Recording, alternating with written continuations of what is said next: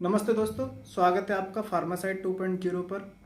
आज मैं आपको एक ऐसी जानकारी बताना चाहता हूं जो कि जब हम मेडिकल स्टोर पर कफ सिरप लेने जाते हैं या फिर खांसी की सिरप लेने जाते हैं तो वो हमें पता ज़रूर होनी चाहिए। क्योंकि दोस्तों अक्सर करके जब हमें खांसी उठती है तो या तो हम डॉक्टर के पास दिखाने के लिए जाते हैं या फिर मेडिकल स्टोर से सेल्फ परचेज के द्वारा सिरप लेके आते हैं और स्टोर पर जाकर सिर्फ इतना ही बोलते हैं कि कोई खांसी की दवाई दे दो। और जब तक हमें ये पता नहीं होगा कि हमारी खांसी किस प्रकार की है और हम फार्मासिस्ट को अच्छे से नहीं बता देते, जब तक हमें सही सिरप सही दवाई नहीं मिल पाती है। अगर गलती से हमें कोई दूसरी दवाई मिल जाती है खांसी की तो उससे खांसी कम होने की बजाय और बढ़ सकती है। क्योंकि दोस्तों हमारे जो खांसी के प्रकार होते हैं वो अलग अलग होते हैं, तो हमें इसके बारे में पूरी नॉलेज होनी चाहिए, पूरी जानकारी होनी चाहिए कि हमें किस तरह की खांसी है और किस तरह की हमें सिरप लेनी है, या फिर फार्मासिस्ट को, मेडिकल स्टोर वाले को हमें किस तरह से बताना है। तो उसी के बारे में आज हम लोग बात करेंगे। सबसे पहले दोस्तों, सबसे पहला पॉइंट हम ये समझेंगे कि हमारी खांसी किस प्रकार की है। जैसे कि सूखी खांसी, यदि हमें सूखी खांसी या गले में खराश या खिचखिच हो रही है तो हमें दवाई के लेवल पर ये लिखा हुआ होना चाहिए, ये देखना चाहिए कि दवाई के लेवल पर DX यानी कि डेक्स्ट्रोमेथोर्फेन लिखा हुआ है या नहीं। क्योंकि दोस्तों जो डेक्स्ट्रोमेथोर्फेन होता है ये सूखी खांसी को कम करता है, ये दिमाग को सिग्नल भेजता है कि खांसी को कम कर दें। ये सूखी खांसी के लिए होता है। दूसरे नंबर पर गीली खांसी आती है, यानी कि खांसी के साथ में बलगम आता है, सीने में जकड़न होती है, सीटी की सी आवाज़ आती है। इस तरह की जो समस्याएं होती हैं वो गीली खांसी में देखने को आती है।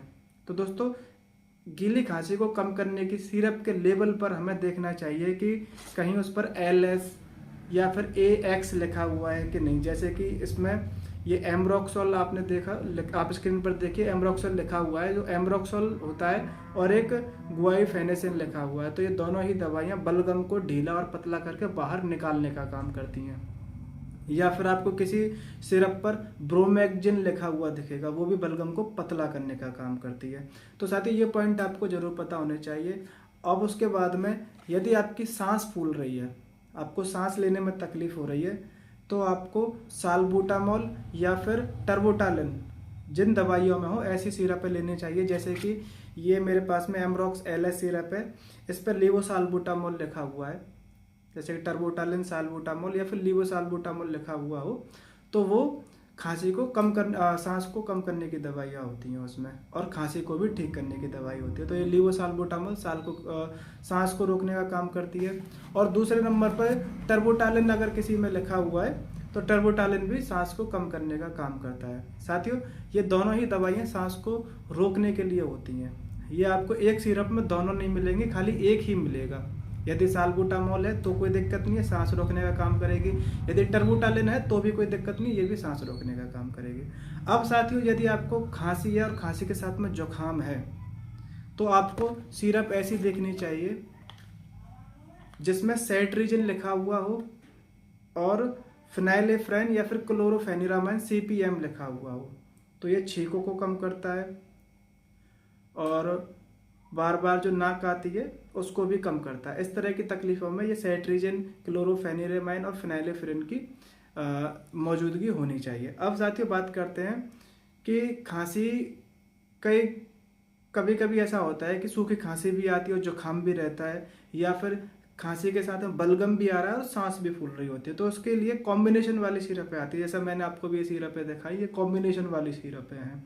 जैसे कि ये मेरे पास में लिकफ SF सिरप है, ये कॉम्बिनेशन किया है। इसमें खांसी की भी दवाई है और जुकाम की भी दवाई है। इसमें फिनाइलेफ्रिन भी है और क्लोरोफेनिरामाइन भी है और डेक्स्ट्रोमेथोर्फेन भी है। तो ये पूरा कॉम्बिनेशन होता है खांसी जुकाम का। तो इस तरह की सिरप होती हैं। और यदि खांसी आ रही है बलगम वाली और साथ में सांस फूल रही है तो आपको ऐसा कॉम्बिनेशन देखना चाहिए जिसमें एमरोक्सोल भी हो और टर्बोटालिन भी हो और गुआइफेनेसिन भी हो, ताकि बलगम भी निकले और सांस भी थम जाए। तो इस तरह की सिरपें देखनी चाहिए। या फिर LS वाली सिरपें देखनी चाहिए, जैसे कि इसमें लीवोसाल्बुटामॉल भी है और एमरोक्सोल भी है। तो ये लीवोसाल्बुटामॉल सांस को कम करेगा और एमरोक्सोल और गुआइफेनेसिन बलगम को बाहर निकालेगा। तो इस तरह से दोस्तों सिरपें देखनी चाहिए। दूसरा पॉइंट, यदि आपको शुगर है, आप डायबिटीज के मरीज हैं, तो आपको सभी तरह की सिरप है, कोई भी खांसी की सिरप लेने से पहले उसके लेवल पर ये देखना चाहिए कि उस पर शुगर फ्री लिखा हुआ है या नहीं। जैसे कि ये सूखी खांसी की लीक ऑफ एसएफ सिरप है, इसके ऊपर लिखा हुआ शुगर फ्री। तो यदि शुगर फ्री लिखा हुआ है तो आप डायबिटीज के मरीज हैं तो आप इस सिरप को पी सकते हैं, और यदि शुगर फ्री नहीं लिखा हुआ है तो आपको सिरप नहीं लेनी चाहिए, क्योंकि इससे आपकी शुगर बढ़ेगी। तो इस बात का ध्यान रखना चाहिए।